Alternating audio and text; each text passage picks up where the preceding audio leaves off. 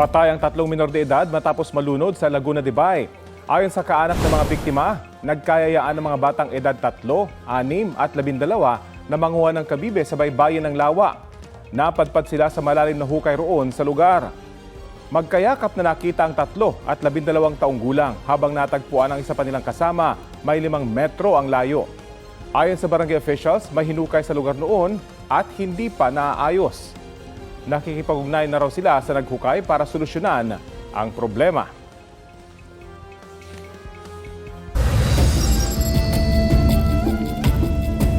Patay ang isang guro nang mahulog ang sinasakyang elf truck sa bangin sa Nagtipunan, Quirino.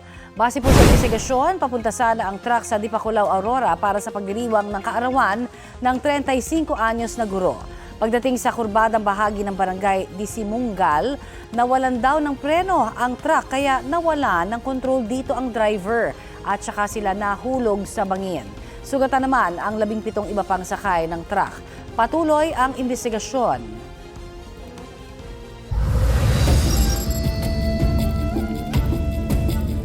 Arestado ang 10 foreign nationals sa Siargao Island sa Surigao del Norte. Kabilang sa mga naaresto ang 4 na Israeli, 2 Chinese at 1 Moroccan. Pati na ang 1 Lithuanian, 1 Australian at 1 Nigerian. Ayon sa Bureau of Immigration, overstaying na sila at nagtatrabaho ng walang kaukulang visa at permit sa Pilipinas.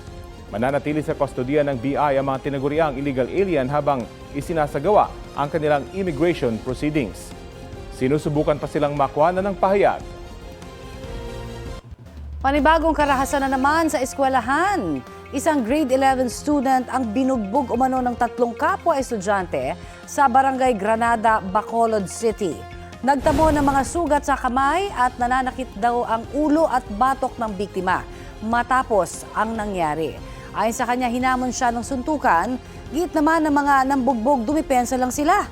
Nauna raw naghamon sa kanila ng away ang biktima at nagbanta pa umano. Iniimbestigahan na ng eskwelahan ang insidente. Hindi muna pinapapasok sa klase ang mga sangkot. Kinumpirma naman ng Bacolod City Police na nagpa-blotter na ang biktima.